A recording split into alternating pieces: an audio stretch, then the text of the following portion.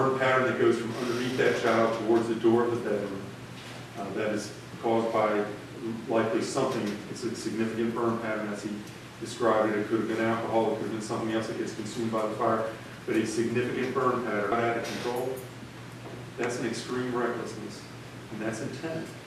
That's maliciousness. That's a definition of malice. And as you walk away from a fire that you've just lit in another room with a small baby, walk into the front room, light that fire, and then leave the residence standing outside watching it burn, till it becomes too much. So therefore, I am going to find that there is probable cause to charge the individual with the bound over for General Sessions Court for late charge.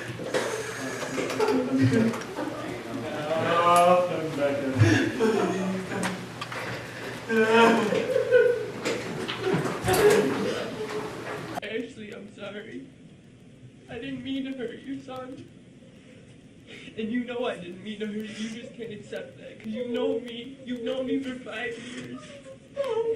I never would have wanted to hurt Austin.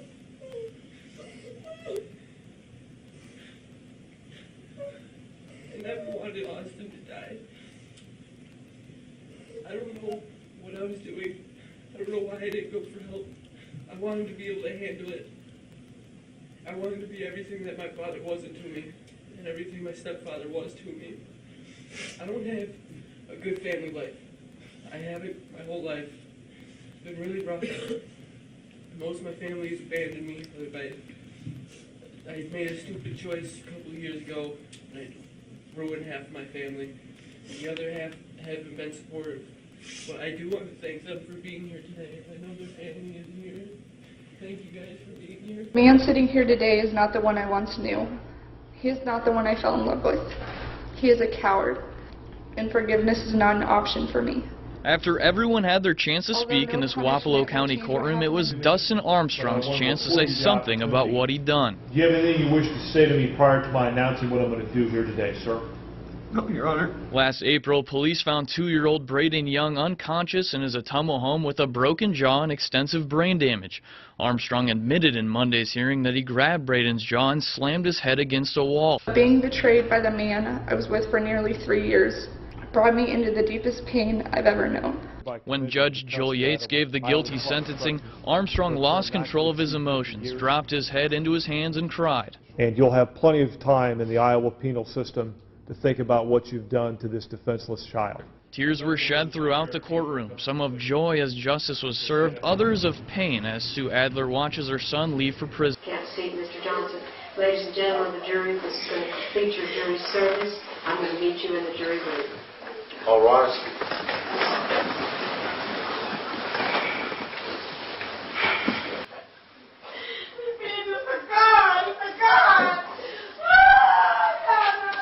Ladies and gentlemen.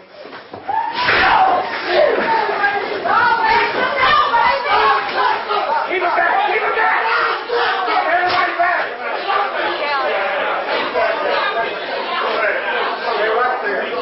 Keep everybody back!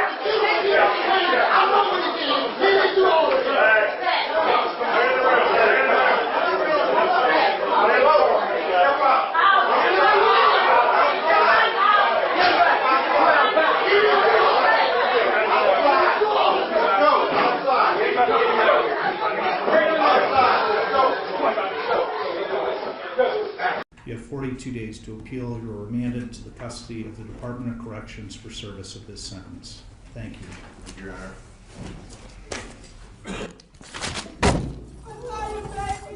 I love you, Mom! Mom, no! That's what you have! I hope you learn that! We're here.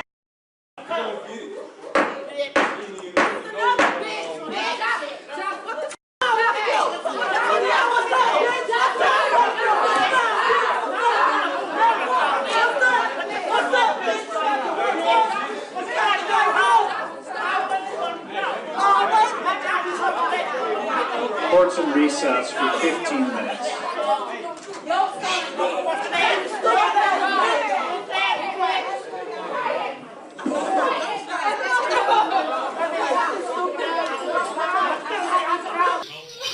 Today LA Superior Court, Spencer begged for mercy from Judge Edmund Clark Jr. before sentencing. I'm sorry for what happened, Your Honor, but I need to life in prison. And I'm not a bad person, but I made mistakes. But I'm not just some gangbanger that she tried to portray me as. During sentencing, Spencer completely broke down. The minimum period of parole eligibility is 15 years plus 25 years to life in accordance with Penal Code Section 12022.53D. This is to be concurrent with the municipal term. Now, with more security, do students feel safer? I definitely do feel safe, especially since after 9 p.m. you have to show your ID and everything. And I wasn't here to witness the shooting. I'm just a freshman, but I don't know, I've never felt unsafe here.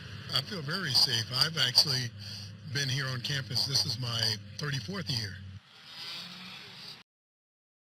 It's an incredibly emotional day in court. When the judge handed down that sentence to Jaleel Smith Riley, he became very emotional, even collapsing at one point. But the families of those victims tell us this is way too little, too late.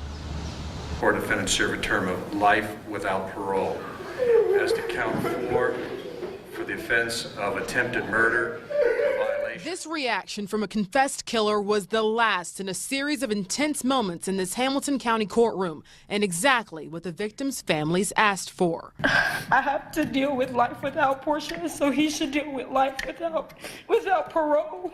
With his request to withdraw his guilty plea denied and death penalty off the table, the families of Portia Brooks and Aaron Martin pleaded with Judge Charles Kubicki to hand down the maximum sentence. Smith Riley's family begged for a shorter one. With no criminal record outside of that night, they believed he had the capacity to be rehabilitated.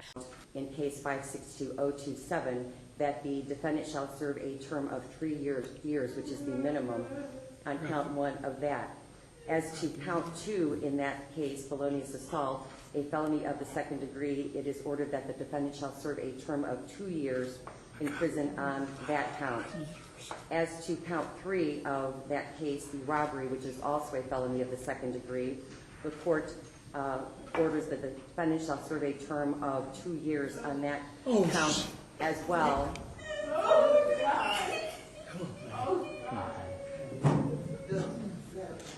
The court orders that the defendant shall serve a term of 2 years on that count as well.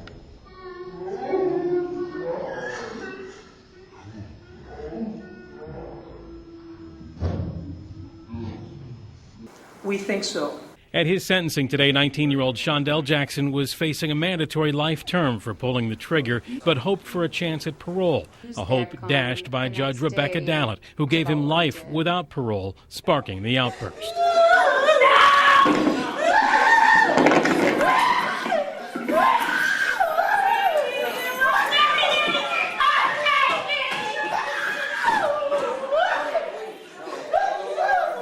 It all started when Jackson turned towards the Potter family, something deputies were watching for. At the sentencing today, prosecutors played this 12 News video of Jackson's February conviction, when Jackson gestured to the Potter family several times, cursed at them, and as he was let out of court, our camera caught him smiling at the victim's family. We see how evil Shondell is in court, looking at us, swearing at us, and smiling. The judge said Jackson's past behavior in court influenced his getting the maximum sentence. The severity of the blow to that child's leg, and to say that you did not recognize what had been done, to ignore what must have been the excruciating sounds that came from that child on a daily basis, is more than disconcerting to this court. And as such, the court finds it appropriate that each be sentenced to the State Department of Corrections for a period of life. You will get credit for any of the time that you